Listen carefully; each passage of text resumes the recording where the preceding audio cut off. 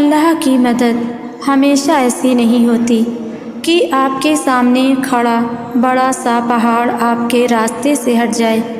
اللہ کی مدد بعض اوقات ایسی بھی ہوتی ہے کہ پہاڑ آپ کے سامنے ہی کھڑا رہتا ہے، مگر آپ کو پہاڑ چڑھنے کی طاقت دے دی جاتی ہے۔ اللہ کی مدد ہمیشہ ایسی نہیں ہوتی کہ آپ کی مشکل سرے سے ختم ہو جائے۔ اللہ کی مدد بعض اوقات ایسی بھی ہوتی ہے کہ مشکل وہیں کی وہیں رہتی ہے، مگر آپ کو اتنا مضبوط بنا دیا جاتا ہے کہ آپ ٹوٹتے نہیں ہیں، آپ کو صبر عطا کر دیا جاتا ہے۔ آج میں آپ لوگوں کو دعا پر ایک کہانی سنانا چاہتی ہوں۔ یہ کہانی دعا اور معجزے پر مبنی ہے۔ یہ کہانی ہے ایک عام سے انسان کی، مگر اس کی دعا نے اسے غیر معمولی بنا دیا۔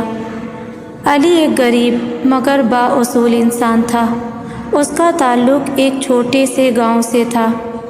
باپ کا سایہ بچپن میں ہی اٹھ گیا تھا۔ ماں نے لوگوں کے گھروں میں کام کر کے اسے پالا، مگر حالات کبھی آسان نہ ہوئے۔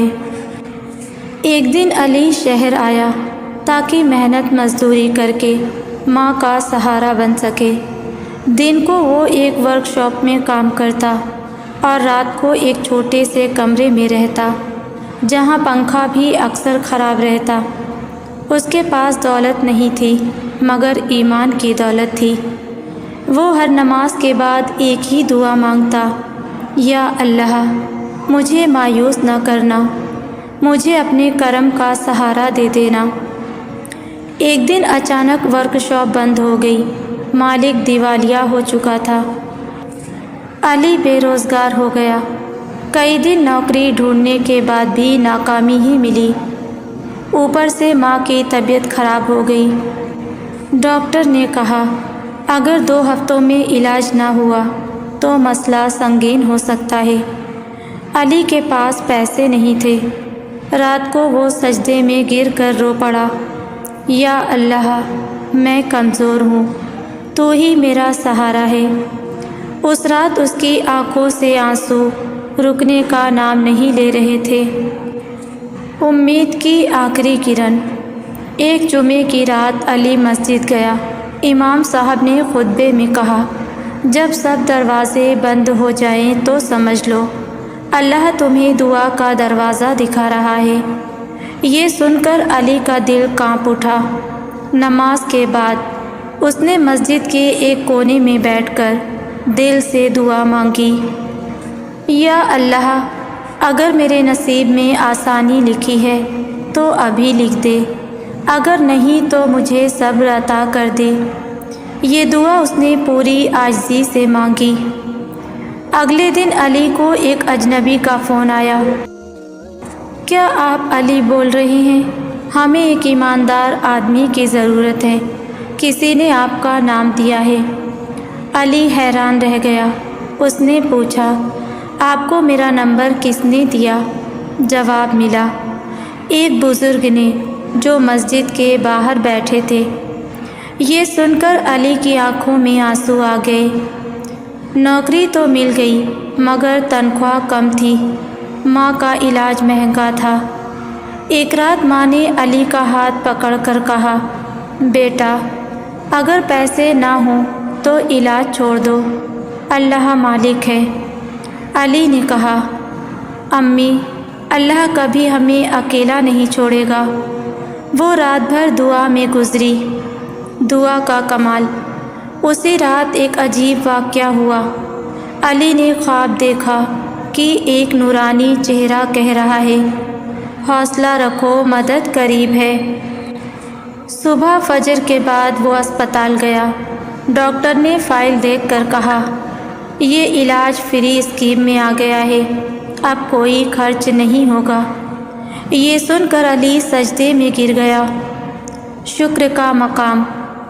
ماں کی طبیعت دن بدن بہتر ہونے لگی۔ علی نے نفل شکرانے کے ادا کیے۔ اب وہ پہلے سے زیادہ عبادت گزار ہو گیا تھا۔ وہ کہتا تھا، دعا صرف مانگنے کا نام نہیں، اللہ پر یقین کا نام ہے۔ دوسروں کے لیے دعا۔ ایک دن علی نے فیصلہ کیا کہ وہ ہر نماز کے بعد دوسروں کے لیے بھی دعا کرے گا، خاص طور پر ان لوگوں کے لیے جو مایوس ہیں۔ اس نے محسوس کیا کہ جب وہ دوسروں کے لیے دعا کرتا، اس کے اپنے مسائل اور بھی آسان ہو جاتے۔ کچھ مہینوں بعد اسی کمپنی کے مالک نے علی کو بلایا اور کہا، ہم تمہیں مینیجر بنانا چاہتے ہیں کیونکہ تم ایماندار ہو۔ علی کی تو زندگی جیسے بدل گئی، مگر اس کا سجدہ نہیں بدلا۔ علی آج بھی وہی دعا مانگتا ہے، مگر اب اس کے الفاظ بدل گئے ہیں۔ یا اللہ، مجھے اتنا دے کہ میں بھول نہ جاؤں کہ یہ سب تیرا کرم ہے۔ یہ تھی دعا پر ایک بہت ہی خوبصورت کہانی۔ آپ بھی جان لو، دعا کبھی ضائع نہیں ہوتی۔ اللہ دیر کرتا ہے، اندھیر نہیں۔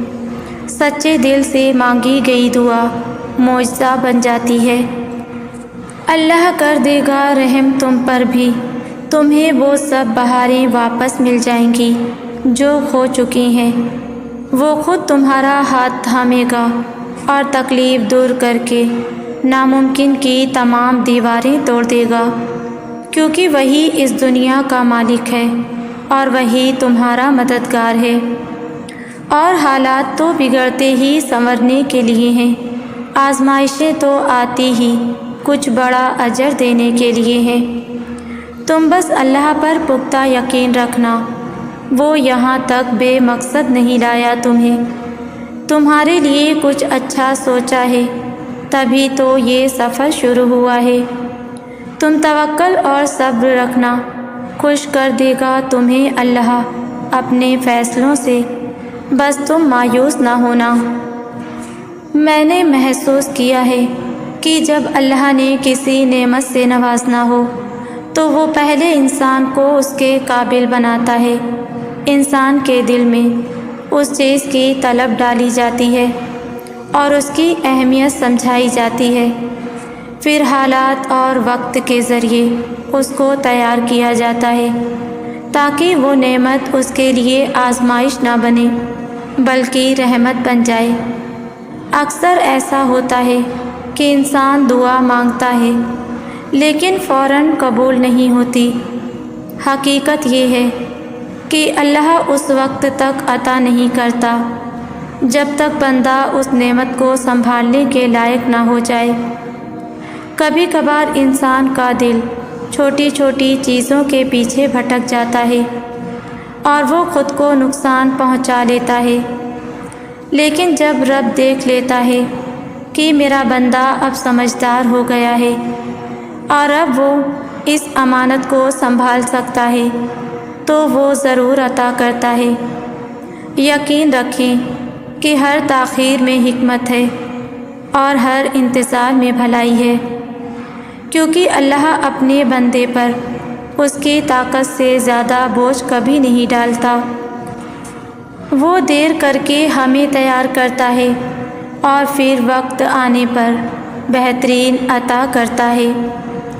سورہ یوسف سے ہمیں ایک سبق یہ بھی ملتا ہے کہ ہم جن سے محبت کرتے ہیں ہم ان کی ہر وقت حفاظت نہیں کر سکتے۔ ہم انہیں تکلیفوں سے، آزمائشوں سے، بیماریوں سے اور موت سے نہیں بچا سکتے۔ جب ہم اپنے ماں باپ کو یا اپنے بہن بھائیوں کو یا اپنے ان رشتوں کو جن سے ہمیں بے حد محبت ہوتی ہے کسی تکلیف میں یا کسی بیماری میں دیکھتے ہیں، یا پھر جب ہم انہیں موت کے ہاتھوں کھو دیتے ہیں تو ہم خود پر غصہ کرتے ہیں۔ ہم خود کو کوستے ہیں کہ ہم انہیں کیوں نہیں بچا سکے، ہم ان کی مدد کیوں نہیں کر سکے، ہم انہیں آرام کیوں نہیں دے سکے۔ حالانکہ حفاظت، شفا، آرام، زندگی اور موت تو صرف اللہ کے ہاتھ میں ہے۔ جس کے نصیب میں اللہ نے جو آزمائش لکھی ہے وہ اسے مل کر رہنی ہے۔ ہم اس آزمائش کو نہیں روک سکتے۔ جسے اللہ نے جب موت دینی ہے اسے تب موت آ کر رہنی ہے۔ ہم موت کو اس سے دور نہیں کر سکتے۔ ہم اگر اپنوں کے لیے کچھ کر سکتے ہیں تو وہ ان کی تکلیف میں ساتھ دینا ہے اور اللہ سے ان کے حق میں دعا کرنا ہے۔ حضرت یعقوب علیہ السلام کو بھی یہ گمان بہت غمگین کرتا تھا کہ حضرت یوسف علیہ السلام کو کہیں کچھ ہو نہ جائے۔ جیسے حضرت یعقوب علیہ السلام اپنے بیٹوں سے فرمایا کہ مجھے یہ چیز غم میں ڈال دیتی ہے کہ تم اسے لے جاؤ، اور ڈرتا ہوں کہ اس کو بھیڑیا کھا جائے جبکہ تم اس سے غافل ہو۔ لیکن پھر جب وہی ہوا جس کا انہیں ڈر تھا کہ ان کے بیٹے یوسف علیہ السلام کو کنویں میں پھینکائے اور حضرت یوسف علیہ السلام کے کرتے پر جھوٹ موٹ کا خون لگا لائے اور حضرت یعقوب علیہ السلام سے کہنے لگے کہ یوسف علیہ السلام کو بھیڑیا کھا گیا، تب حضرت یعقوب علیہ السلام نے یہ سمجھ لیا کہ وہ حضرت یوسف علیہ السلام کے لیے اب دعا کے علاوہ مزید اور کچھ نہیں کر سکتے، کیونکہ اب اللہ کے علاوہ کوئی ان کو نہیں بچا سکتا۔ تو پھر انہوں نے فرمایا کہ واقعہ یہ نہیں جو تم کہہ رہے ہو، یہ تمہارے نفس کی گھڑی ہوئی بات ہے، لیکن صبر بہتر ہے، اور جو کچھ تم بیان کرتے ہو اس پر بس اللہ ہی سے مدد مانگی جا سکتی ہے۔ اس لیے آپ بھی اپنے پیاروں کے لیے اللہ سے دعا کیا کریں۔ آپ انہیں حفاظت نہیں دے سکتے مگر آپ کی دعائیں ان کے لیے اللہ سے حفاظت ضرور مانگ سکتی ہیں، اور بے شک اللہ ہی حفاظت کرنے والا اور مدد کرنے والا ہے۔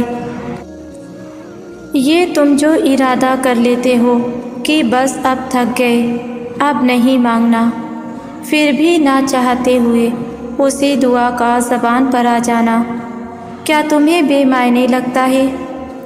وہ رب ہے، وہی رب جو چاہتا ہے تم مانگو، تو جب دینے والا ہی چاہتا ہے کہ تم مانگتے رہو تو پھر مسئلہ کیا ہے؟ مانگو اور مانگنے کی ہر حد توڑ کر مانگو، پھر انتظار کرو اپنے لیے ہونے والے معجزوں کا۔ وہ رب ہے، وہ کچھ بھی کر سکتا ہے، تمہاری خوشی کی وجہ دور کر سکتا ہے تو واپس لوٹانے پر بھی وہی قادر ہے، بس یقین رکھو۔ بھلے تمہیں دیر سے ملے گا مگر کمال کا ملے گا۔ یہ دیر صرف وقت کا کھیل نہیں، یہ رب کی حکمت ہے۔ جب تمہیں صبر کے دائرے میں رکھ کر روکا جاتا ہے تو سمجھو کہ تمہارے لیے عام نہیں بلکہ خاص تیار ہو رہا ہے۔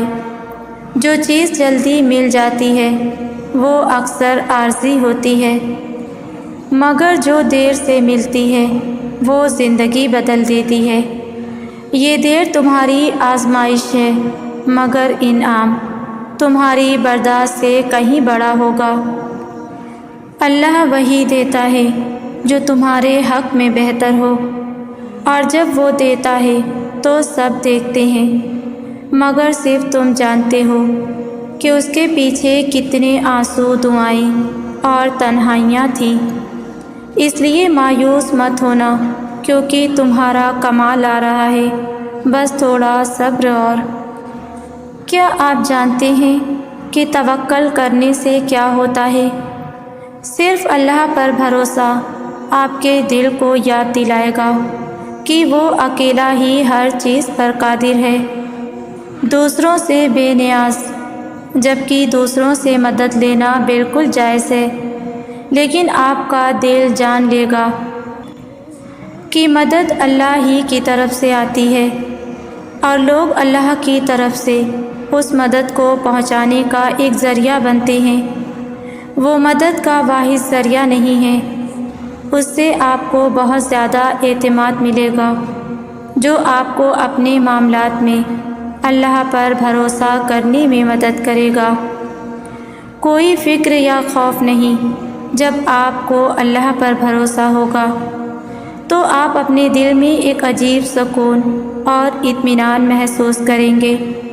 آپ اپنے دل میں افسردگی یا اداسی کو رونتے ہوئے پائیں گے، کیونکہ آپ جانتے ہیں کہ اللہ آپ کے تمام معاملات سنبھال لے گا۔ میرے اللہ نے کہا ہے، بے شک میں دعا قبول کرتا ہوں۔ اللہ نے ساتھ یہ نہیں کہا کہ دنیا میں ساری دعائیں قبول کروں گا، بلکہ میرے اللہ نے کہا ہے، جو دعا تمہاری دنیا میں قبول نہیں کروں گا وہ آخرت میں قبول کروں گا۔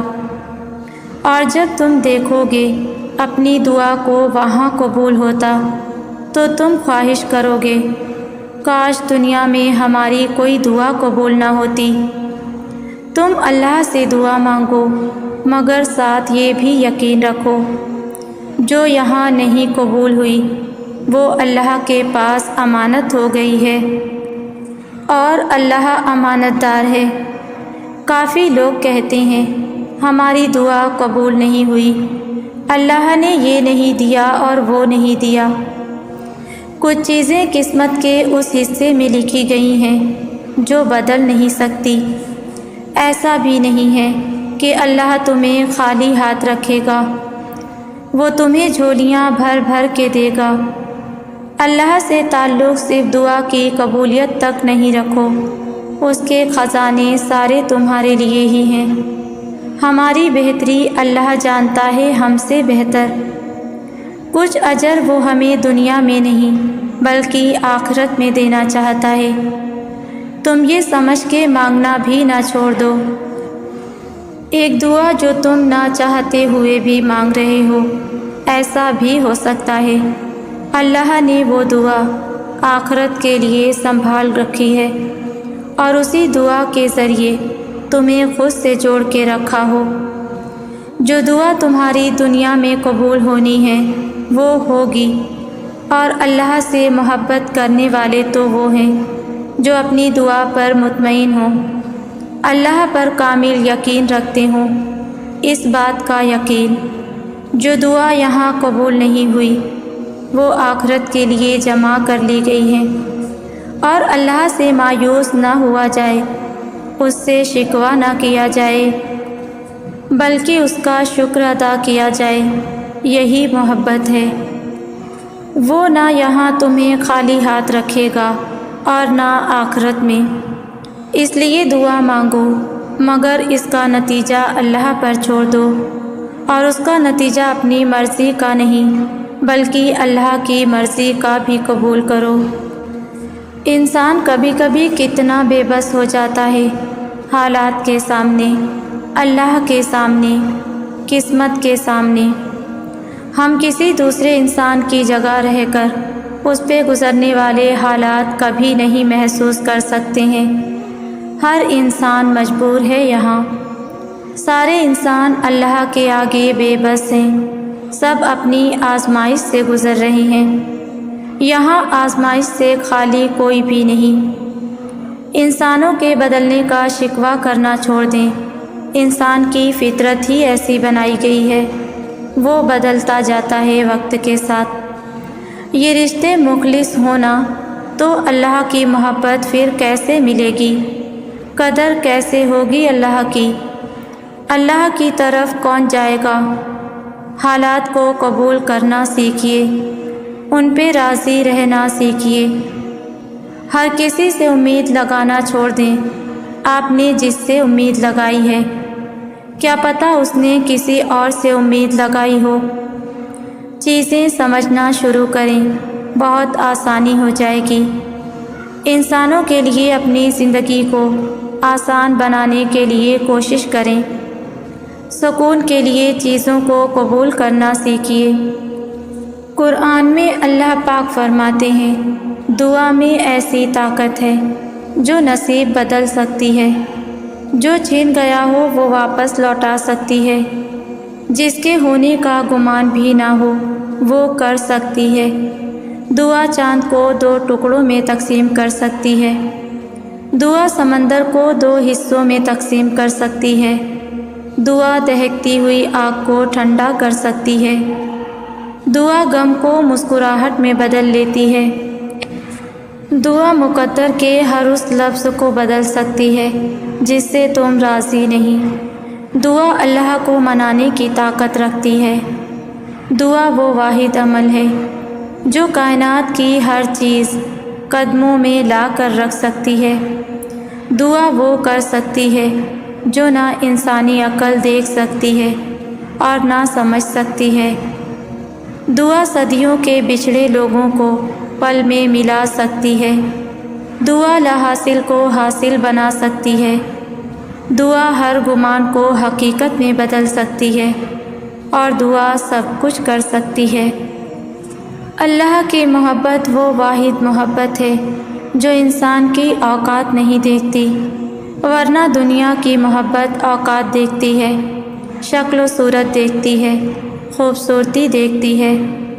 یقین کریں، جس دن آپ نے لوگوں سے زیادہ اللہ کو اہمیت دینے لگ جائیں گے نا، پھر آپ کو کبھی محبت کی کمی محسوس نہیں ہوگی، کیونکہ ہر انسان محبت کا جواب محبت سے نہیں دے سکتا، لیکن اللہ کو اگر ہم ایک بار محبت سے پکاریں گے تو وہ رب ہم سے 10 گنا زیادہ محبت کرے گا۔